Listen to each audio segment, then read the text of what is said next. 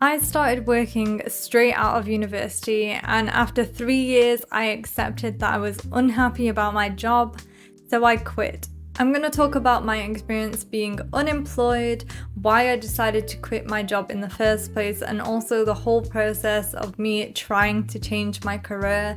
And in sharing this, I'm hoping that you'll realize that nothing is straightforward and change is exciting even if it doesn't feel safe or it's not what others expect your life to look like. So for some background, I did a maths with actuarial science degree, and after a few months of graduating, I landed my first job. So my job title for this was actuarial analyst, and my experience of working at my first company was actually quite good.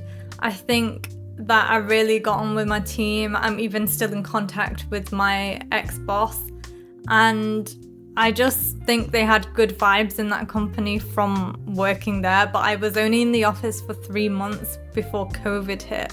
And then after that, it was remote. And I think although I loved working remote just because it cuts out your getting ready time and commuting to work and all of that, it wasn't great because I moved back home with my parents and I didn't have a proper desk. I also suffered from some imposter syndrome and felt like I never knew what was going on, even though in hindsight I probably did. I think at the time I just thought that I was the only one that was behind, and I just felt like I didn't get it. Then I started looking for a new role after about 9 months of working there because I didn't know when COVID was going to end, and it was quite far away from my hometown, Manchester. And so I wanted to find somewhere that I could basically stay based in Manchester.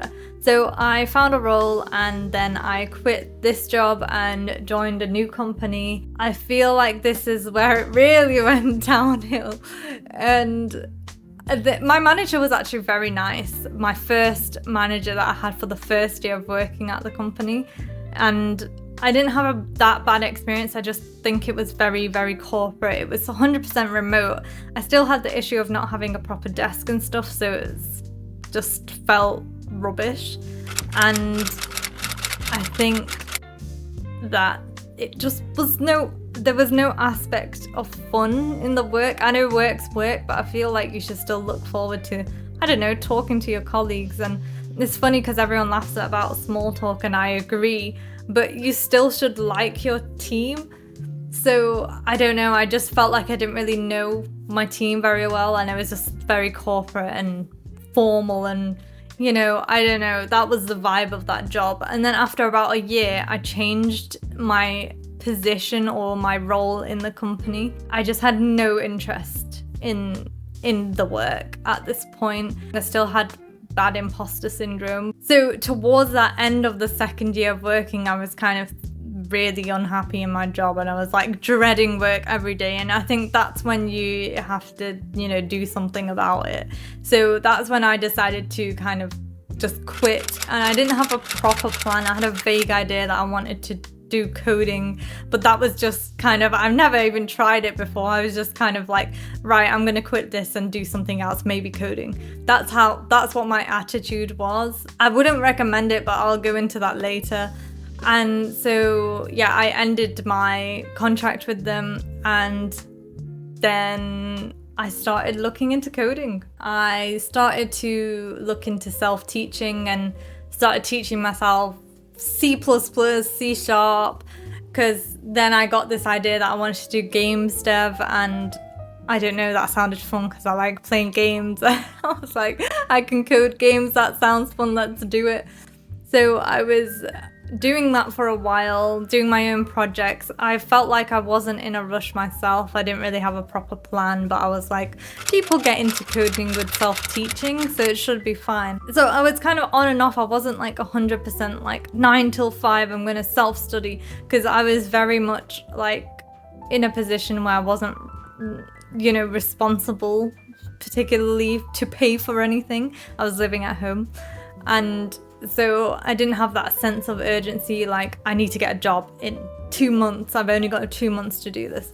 I was definitely taking my time. There was lots of spaces where I was just kind of doing my own things. I had an Etsy shop, I was streaming, I was like doing my YouTube, I was just kind of, you know, working on things that I enjoyed and not work related. Then after a while, I was kind of giving myself a time limit of, I've got this amount of time or till the end of that year to get a games development job. And during this time I was sharing all my projects on YouTube, as you've probably seen, but games development is really competitive, especially if you don't have a computer science degree background, which I didn't have, and I was only self-taught, and the only thing that the evidence of my coding was my projects that I'd uploaded to GitHub and stuff.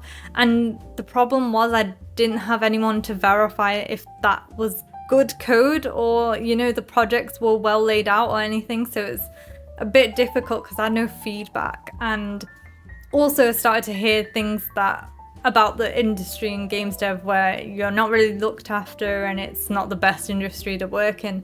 So sticking to coding, I was like, if I don't get a job by this point, I'm gonna look for something in software development. So that time came and I kind of changed my mind, and like I was looking forward to getting a software development job at this point because it's still coding and I didn't want to work in the game dev industry anymore. So I just kind of kept that as a hobby because those skills definitely transfer over anyway. And then I decided to enroll myself into a bootcamp course because I'd heard there's some neighbors down the road that mentioned this course, and they were saying, you know, their whole family has done this course and got coding jobs. And, you know, I looked it up online. They had a good percentage rate for people that got jobs. Anyway, so I decided to then go on this coding course. And it was 13 weeks long. It was very intense. They taught me JavaScript and HTML, CSS. They go through the fundamentals, through the back end, through the front end. You do projects to build up your portfolio, and also you do a group project at the end where you can kind of choose your own tech stack and stuff. And that's another project for your portfolio. They also gave me career support, so that was really helpful because I had someone to look at my CV and say, get rid of that, keep that in here, put this here. I still had my game projects on my CV and they said, just keep one or two and add your new back-end and front-end projects to your CV.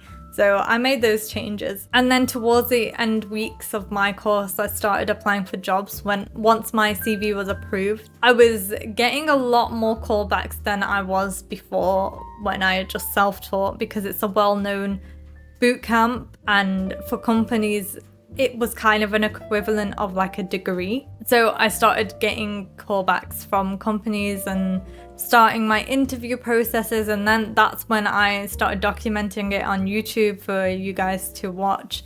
And I do think that making YouTube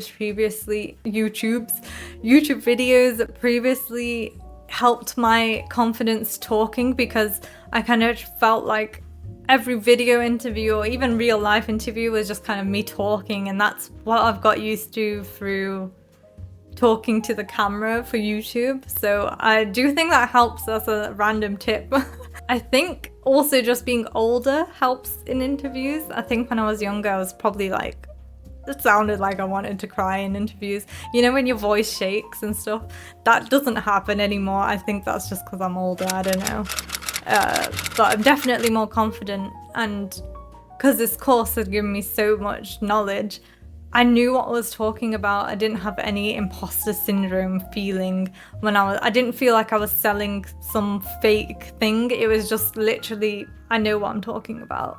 Currently, I've now secured a job as a new software developer at this company that's not too far from Manchester, but I'll still be moving, and I'm excited to have my own space, to be honest, and have a proper, you know, desk room and bedroom separate, because at the moment this is just my bedroom. And also the team seems really nice, whoever I've met so far, and yeah, the company seems nice and they have good vibes and they seem lively. So it took me 1.5 years to get to this point from quitting my old job in my old career, and to be honest, I think in the scheme of things, I don't think that's a very long time to switch complete careers.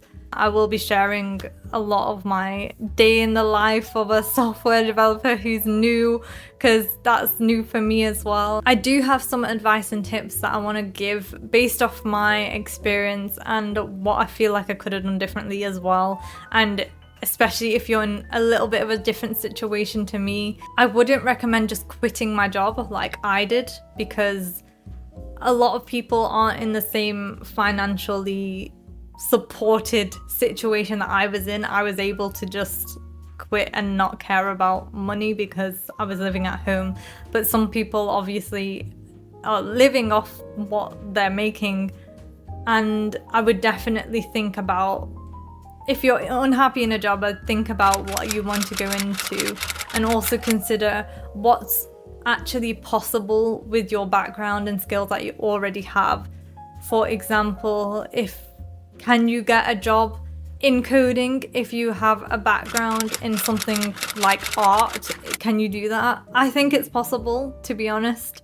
With coding, you have heard of like self-taught people get jobs, or doing bootcamp courses, you can get jobs. But you get what I'm getting at, like you have to consider what's kind of realistic or what's possible. It's also really useful to try and find people that have done what you're wanting to do and try and change career, to see what they have done in their experience and see if it can apply to you in any way. Or you can get a lot of tips from people without them giving you tips, just from watching the experience. A lot of people on YouTube probably have videos on career changers like me, and that might give you ideas on how you could go about doing it as well. And also be wary that when you get back into working, they're gonna ask you about the career break or the space of time you were unemployed, which is fine, but make sure you're able to say what you were doing. So for me, I said I was self-teaching most of the time. I did some traveling as well, and I was trying to make sure that I was going into a career that I enjoyed. That's pretty much what I said,